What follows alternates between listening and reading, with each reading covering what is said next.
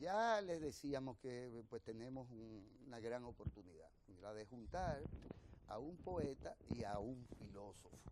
A propósito de, en el caso de Leonardo Díaz, de un ensayo suyo ganador del Premio Nacional de Ensayo.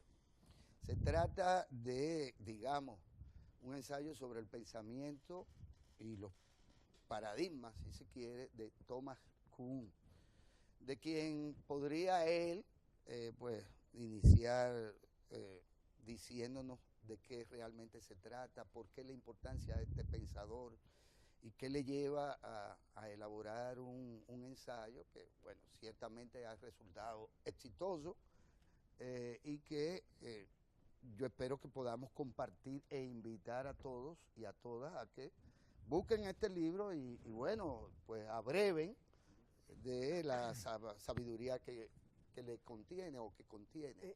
En la contraportada de este texto tan interesante, Leonardo, dice que pocos libros han generado un debate tan apasionante y fructífero para la filosofía y la historia de la ciencia del siglo XX como La estructura de las revoluciones científicas de Thomas Samuel Kuhn.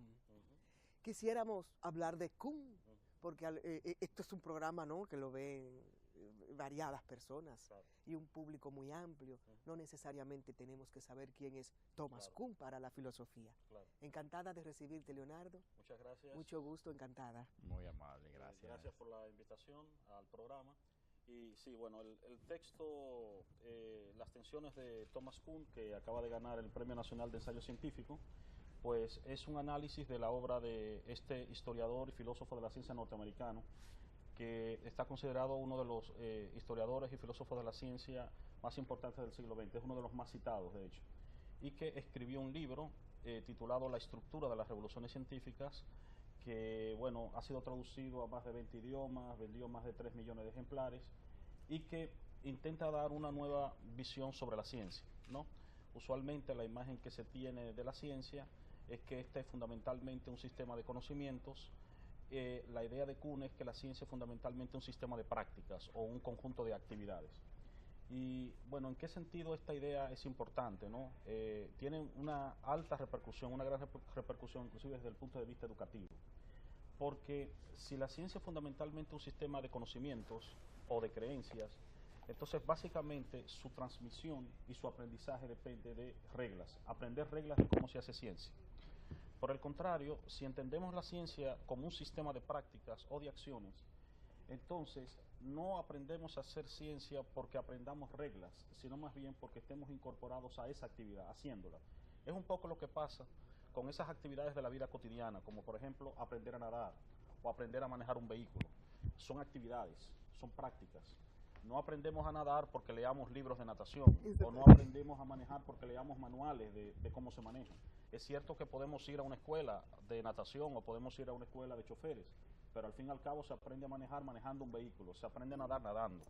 Entonces, si la ciencia es un sistema de prácticas, significa que la manera en que se aprende a hacer ciencia es haciéndola, integrándose a equipos de investigación, haciéndola.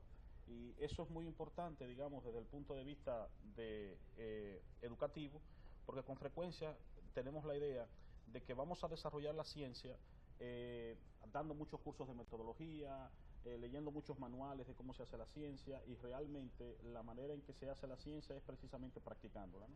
Esa es, digamos, una de las ideas básicas de la obra de Kuhn. Thomas Kuhn era físico nuclear, ¿no? Estudió física, exactamente. Pero leí un texto donde dice que él dejó la física nuclear y se decantó por la filosofía, sí. Y ahí es que desarrolla esta teoría, ¿no? Sí, él ciertamente, su licenciatura, sus estudios de doctorado fueron en física, pero luego en su época, bajo el padrinazgo de el que era presidente de la Universidad de Harvard, James Conant, asumió cursos de historia de la ciencia, se preocupó por la historia de la ciencia, que en esa época no era muy común entre los científicos.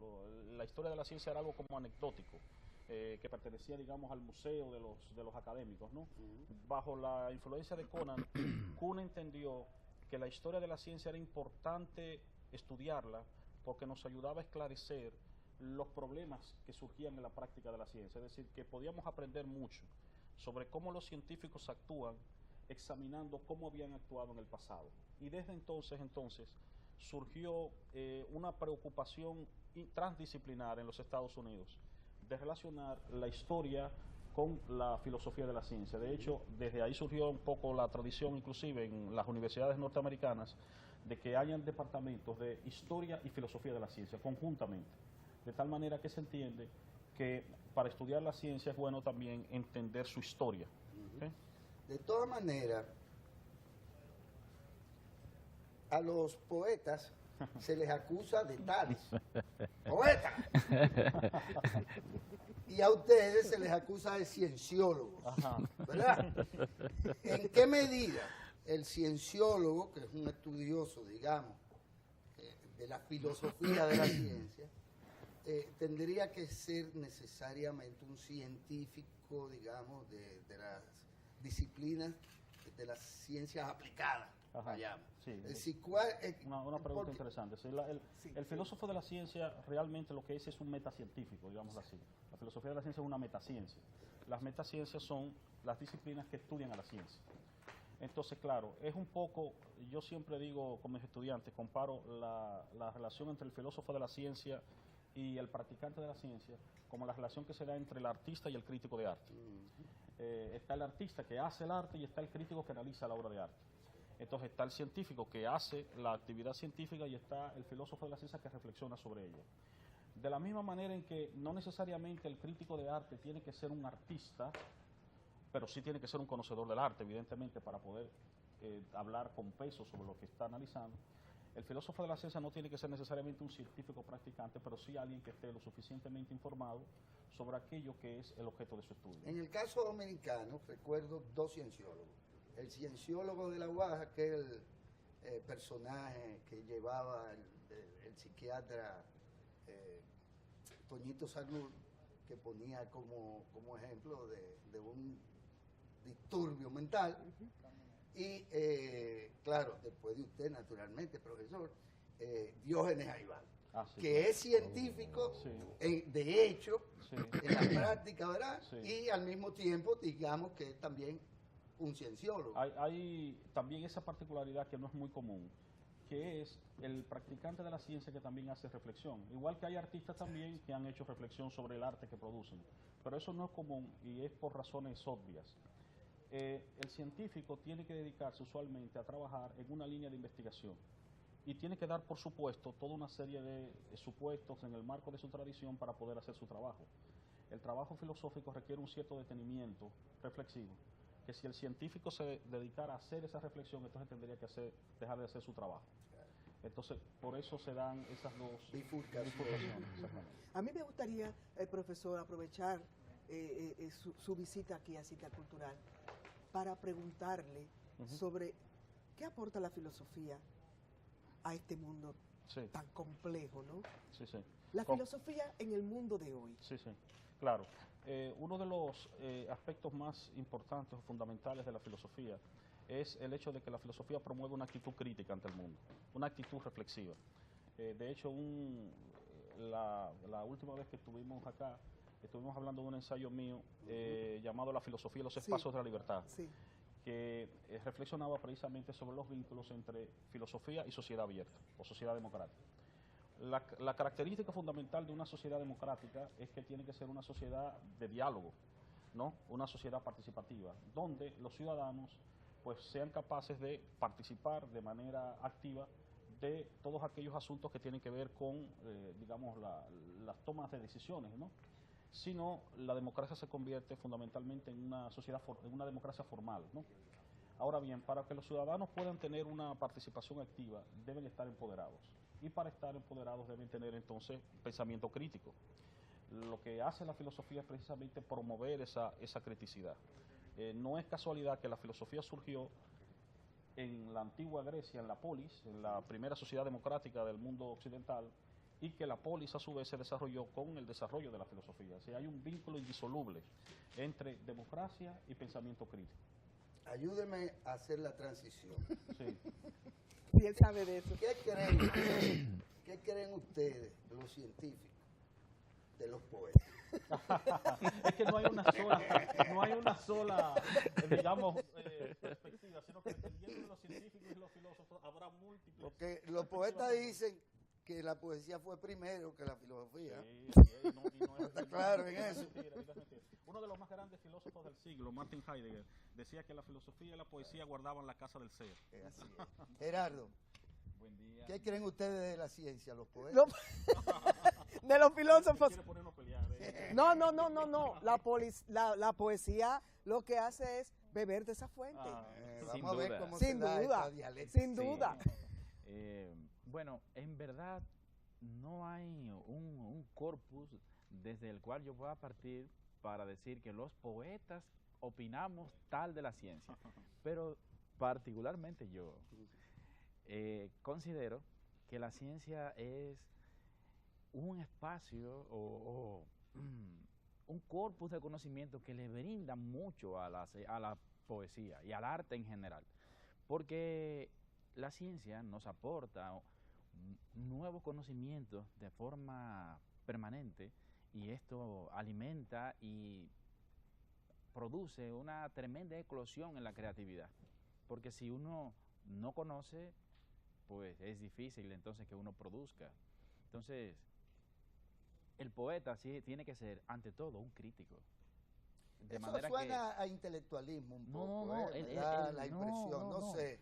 no hay nada malo en el intelectualismo. No, tampoco, yo lo sé. pero el poeta, en el fondo, es un filósofo. Pero un filósofo... De la digamos, metáfora. Bueno, pero un filósofo, la palabra no se me escapa, pero natural, no está formado de manera... Porque los poetas dicen que ellos ven lo que los demás no logran ver. Y eso es de cara al futuro, porque de cara al pasado todos vemos la historia, la podemos auscultar, ¿verdad? Yéndonos a la Ahora, el arma de la poesía es la palabra. Exacto. Ahora, pero como él acaba de hacer una afirmación muy interesante y me hace una atribución que a mí me complace, pero yo que me voy a defender. Pero que no, yo no me siento atacado en esta oportunidad, pero que debo reconocer que no es una atribución del poeta, es una atribución del artista en sentido general. El artista, su sensibilidad le permite ver un poco más allá y con frecuencia se convierte casi en un profeta. Eso es un filósofo. Bueno, es que Sí, es una discusión muy antigua en la historia del pensamiento occidental. Exactamente. El problema de la naturaleza de la creatividad artística. De hecho, Platón escribió un libro solamente para ese tema, el Ilión. Sí. Los griegos estuvieron muy preocupados hasta el punto, que recurrieron a la hipótesis del don de las musas, ¿no? Para tratar de explicar de dónde viene ese talento o esa competencia que no parece similar a la competencia, por ejemplo, del científico o del matemático, porque no parece ser algo con lo que uno, digamos, prácticamente lo adquiere por un aprendizaje de reglas, sino parece algo como innato, ¿no? Una sensibilidad. Sí, especial, ¿no? Sí. Quiero preguntarle algo a Gerardo. Un día como hoy, 2 de junio, nace Pedro Mir, poeta nacional, ¿no? Usted viene aquí a Cita Cultural con una antología muy interesante de poetas del sur, con un título maravilloso, Flor de Cactus. El cactus, bueno, ¿no? Como metáfora, ¿no? Del sur, sí. Árido, digamos. ¿Qué reflexión a la luz de la obra poética de don Pedro Mir? Hay un país en el mundo, al portaaviones intrépido, toda esa obra maravillosa de don Pedro que incursionó también en la filosofía, ¿no? Reflexionaba sobre la estética. Era un catedrático universitario que precisamente ese era el tema que abordaba, ¿no? Sí. Uno de los filones de la filosofía. Gerardo, me gustaría que hiciéramos una reflexión a la luz de la obra de don Pedro Mir y el aporte de esta antología de poetas del sur. No hay quien se salve del influjo de don Pedro. Su producción poética y ante todo la esencia de esa producción poética es una constante en todo aquel que tiene, como ha señalado Leonardo, pensamiento crítico. Porque Pedro Mir, recuerdo en una oportunidad en que compartí con él en Los Minas, él asistió a un encuentro de varios talleres literarios y yo pertenecía a uno de esos talleres. De aquel lado, como decíamos. De aquel lado, sí. Y don Pedro no nos dio un boche porque él era un hombre muy educado, pero nos habló, Leonardo, de una manera. Él nos insistía en que dejásemos la timidez, que no escribiésemos poesía con temor, que fuésemos atrevidos, que fuésemos críticos, que fuésemos claros. Y eso es lo que tú encuentras en su poesía. De modo que... Y un fuerte compromiso social, seguro, ¿no? Con las causas más seguro, nobles de la patria. Seguro, él no se distrajo en otras cosas. Ahora, y a lo mejor le gustaba el ron, la mujer y la revolución, pero... No es en ese orden. Las No, mujeres, el ron y la revolución. sí, siempre lamentó que todo le llegara ya siendo adulto. Bien, pero la cuestión es que... Con relación a las mujeres, tú dices. Y al ron. Y al ron también. Esa preocupación de don Pedro... Y a los placeres, como decimos los dominicanos, los placeres. Yo creo que hay que actualizarla. Mira, ¿qué periodo abarca, como yo dije, esta voluminosa antología poética del sur dominicano? ¿A dónde se remonta y en realidad cuál es el gran criterio, digamos, del curador, del que selecciona y que obviamente pone mucho, por eso se dice que es una obra del antólogo? Sí, el trabajo abarca 2 siglos de poesía. Y mi preocupación, a diferencia de otras antologías que tenemos en el país, fue que este libro se convierta en una muestra lo más verdadera posible de la poesía que se ha estado haciendo y que se está haciendo. En el sur. En el sur. Por y esa cuando hablamos razón, del sur, ¿cuáles provincias abarca? Sí, las 10 provincias. Las 10 provincias del sur. No, el distrito no, porque es que me va a sacar a mí del sur, yo soy sureño también. sí, del sur. Yo explico en el prólogo que el capitaleño, bueno, ya yo soy capitaleño de tanto tiempo que tengo acá, ¿verdad? ¿Pero usted viene de dónde? Pero yo vengo de las matas de Farfán. Las Matas. Sí, de San Juan de la Maguana. De San Juan. Yo digo que el capitaleño piensa como que él no es sureño. No. Porque el capitaleño habla del sureño como que él no es. No, seamos. Sí, porque el centro del mundo, el obligo del planeta, es la capital. Exactamente. Entonces, pero eso es centralismo. Sí, entonces yo tomándole la palabra al capitaleño no lo incluí en la... Le tomó una palabra. Y no lo incluí Te en la obviaron, antología. Guillermo, Sí. con tu obra. Sí, pero a Ramón lo incluyeron. Porque él les dio coja. Tú ves. Sí, Ramón está aquí Oh, entre Dios. los grandes poetas de Es que si Ojo. Ramón no hubiera estado ahí, está incompleta esa Rancho antología. Arriba. Por supuesto. Sí, sí, Y sí. debo Tiene decir- varios libros publicados. Sí, debo decir que yo pongo un epígrafe al inicio que dice que las antologías son famosas por sus exclusiones. Entonces, ahí yo estoy pidiendo disculpas a aquellos y a aquellas a quienes no incluí por cualquier razón. Claro, claro, Leonardo. Eso se llama curarse en salud. Sí, Sí. y de hecho ya Odalis Pérez me llamó. Ustedes conocen a Odalis Pérez.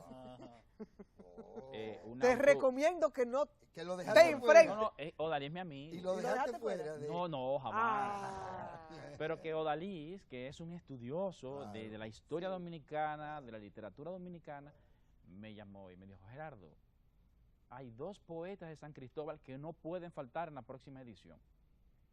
Y entonces yo tomé nota. Y así de seguro me pasará en las restantes ¿Qué le provincias. agradece, por ejemplo, este cuerpo que debe de tener alguna identidad propia? Porque es una compilación que debería ser particular con respecto a otros, por ejemplo, a los poetas del Cibao o a los poetas del Este, digamos, ya que esta es del sur. Sí.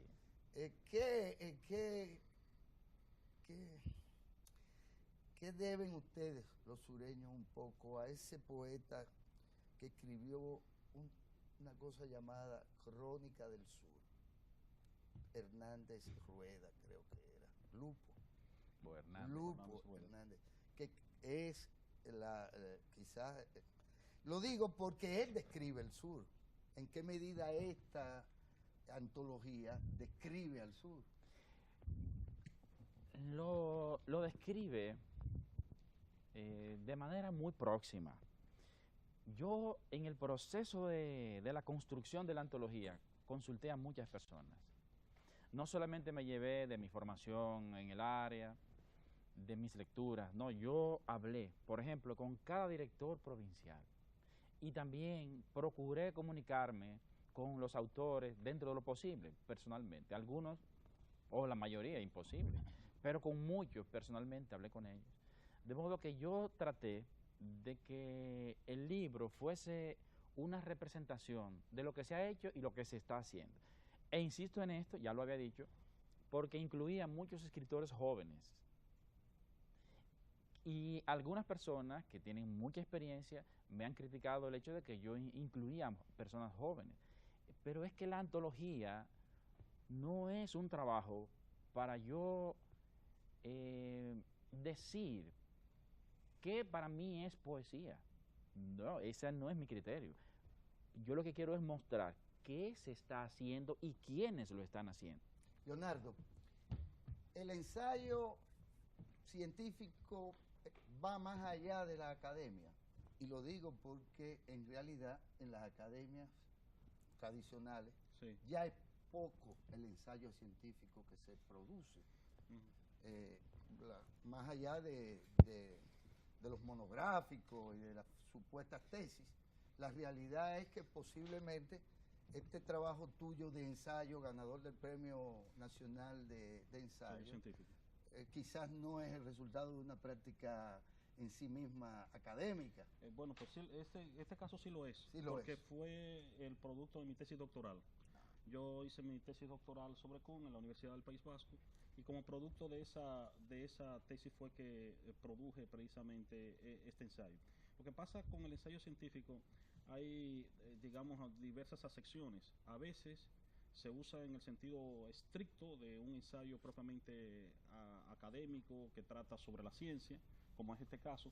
A veces también se usa de una manera mucho más libre para referirse a cualquier tipo de ensayo que trate una temática de una manera rigurosa, y en ese sentido podría ser perfectamente la temática literaria, artística, hasta de gastronomía podría ser, siempre y cuando sea de una manera rigurosa, etcétera, etcétera. Profesor Díaz, ¿están interesados las nuevas generaciones en el estudio de la filosofía? Usted que es profesor y tiene contacto, ¿no?, con gente joven diariamente. Sí, mira, una de las preocupaciones que tenemos los que nos dedicamos no solo a la filosofía, sino a las humanidades en sentido general, es que hay una crisis generalizada del cultivo de las humanidades. Y eso responde realmente a que vivimos en el marco de una sociedad donde lo que se promueve fundamentalmente son los saberes del libre mercado, los denominados saberes utilitarios, ¿no?, los saberes que están dedicados fundamentalmente a proporcionar un empleo. Entonces, claro. O que invitan a consumir. Exactamente. Que no necesitamos. Entonces, claro, una de las misiones que tenemos los que nos dedicamos a la filosofía y a las humanidades es hacerles entender a los que dirigen políticas educativas que hay unos saberes de la utilidad, pero no de la utilidad del mercado, pero que son necesarios para la convivencia democrática y pacífica. Y que en ese sentido necesitamos de la filosofía y de todas las humanidades. De poetas y locos todos tenemos un poco. Sí. Y yo debo agregar que el trabajo que tenemos acá, Flor de Cactus, es el resultado de un llamado que hizo la Presidencia de la República a presentar concursos, proyectos culturales. Entonces yo, por mi región, presenté la propuesta de Flor de Cactus. Entonces, gracias a esa iniciativa de la Presidencia, entonces el libro pudo salir, porque yo no tengo recursos para publicar ese libraco. No digamos libraco. No, pero es siguiendo así llegó entre nosotros. Hoy recordamos a don Pedro Mir, nació un día como hoy, 2 de junio del año 1914.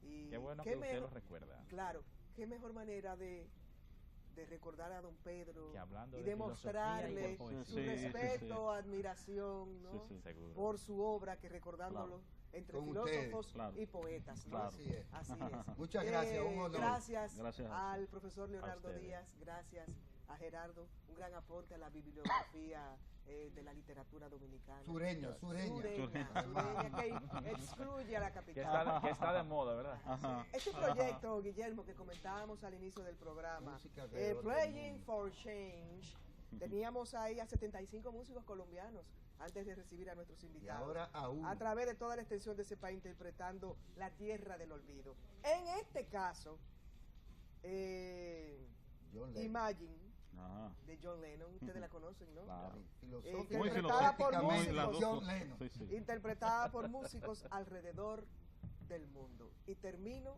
diciendo que hay un país en el mundo colocado en el mismo trayecto del sol. Mañana hay otra cita cultural. Les esperamos. Imagine there's no countries. It isn't hard to do. Nothing to kill or die for, and no religion too. Imagine all the people living life in peace. You might say I'm a dreamer, but I'm not the only one. Hope someday